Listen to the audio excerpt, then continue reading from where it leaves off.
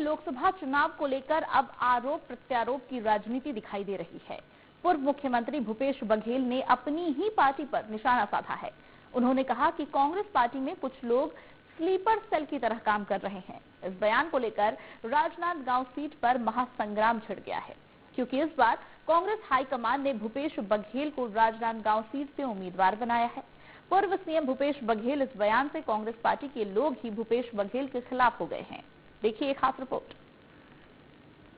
छत्तीसगढ़ की राजनीति में स्लीपर सेल को लेकर सियासत गर्म हो गई है। पूर्व मुख्यमंत्री भूपेश बघेल ने अपनी ही पार्टी पर निशाना साधा है। उन्होंने कहा कि कांग्रेस पार्टी के कुछ लोग स्लीपर सेल की तरह काम कर रहे हैं। इस बयान को लेकर राजनांदगांव सीट पर महासंग्राम छिड़ गया है, क्योंकि इस बार कांग्रेस हाईकमान ने पाटन से विधायक और छत्तीसगढ़ के पूर्व मुख्यमंत्री भूपेश बघेल को राजनांदगांव सीट से कांग्रेस का उम्मीदवार बनाया है। पूर्व सीएम भूपेश बघेल ने कांग्रेस को लेकर बदनाम करने की साजिश करार दिया है। उन्होंने कहा कि कांग्रेस कार्यकर्ताओं में कांग्रेस को मजबूत करने की नहीं थी।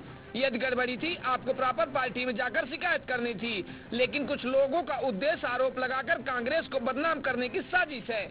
पूर्व सीएम भूपेश बघेल ने अपने ही कांग्रेसी कार्यकर्ताओं पर स्लीपर सेल की तरह काम करने का आरोप लगाया है। अब ये जबरदस्ती का आरोप लगा रहे हैं, मतलब कुछ ऐसे लोग हैं जो कांग्रेस में स्लीपर सेल के रूप में काम कर रहे हैं, तो कांग्रेस को बदनाम करने के लिए इस प्रकार से करना, उसकी नीयत कांग्रेस को मजबूत करने का नहीं है। यदि गड़बड़ी है तो आपको प्रॉपर वहां जाके शिकायत करनी थी, जांच होती, कमेटी बनती, जांच होती, लेकिन आपका उद्देश्य उसमें गलती पकड़ना नहीं है, आप उसमें आरोप लगा के कांग्रेस पार्टी को बदनाम करने का, तो ये उद्देश्य उनका है। तो सीधी सी बात ये है कि वो स्लीपर सेल के रूप में काम कर रहा है। वहीं भूपेश बघेल के इस बयान पर कांग्रेसी नेता तथा कार्यकर्ताओं में भारी नाराजगी देखी जा रही है।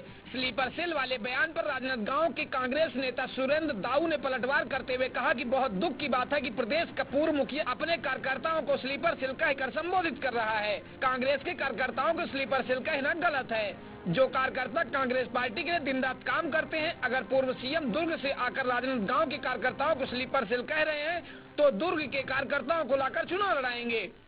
मैंने जब से होश संभाला है, पार्टी के लिए काम किया, और आज एक मुखिया मुझको स्लीपर सेल कह रहा है, मुझको बहुत पीड़ा इस बात की।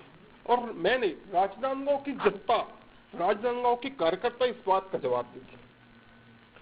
मैं उस मुखिया से इस बात का निवेदन करता हूं कि इतने अहंकार में मत रखिए, अहंकार किसी का भी नहीं चलता है।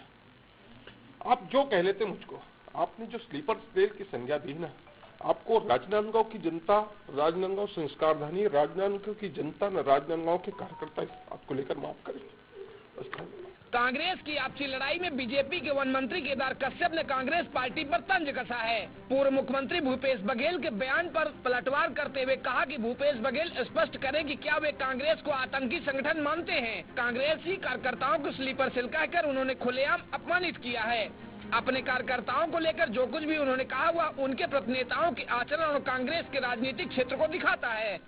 देखिए, भूपेश बघेल का जो बयान है मैंने वो देखा, और स्लीपर सेल के रूप में जिसको कहा गया है, वो आतंकवादी संगठनों को स्लीपर सेल होते हैं। ये बड़ा कहते हैं राजनीतिक दृष्टि से बड़ा दुर्भाग्य है कि कांग्रेस के बड़े नेता अब अपने जो कार्यकर्ता है उनको स्लीपर सेल की संज्ञा दे रहे हैं। और ये संभव हो सकता है, कांग्रेस पार्टी में भी संभव हो सकता है, जो अफजल गुरु को अपना कहते हैं जी का करके बुलाते हैं, जो कश्मीर मांगे आजादी और जो आतंकवादी संगठनों के साथ में खड़े दिखाई देते हैं, तो कहीं न कहीं से उनके आतंकवादी संगठनों के साथ में संबंध है, और उनके संबंध के साथ में उनके रिश्ते को निभाते हुए वो अपने कार्यकर्ताओं को भी स्लीपर सेल की संज्ञा दे रहे हैं। छत्तीसगढ़ के चुनावी सभर में गूंज रहा स्लीपर सेल का मुद्दा आने वाले दिनों में क्या कुछ नया मोड़ लेगा, यह तो देखने वाली बात होगी।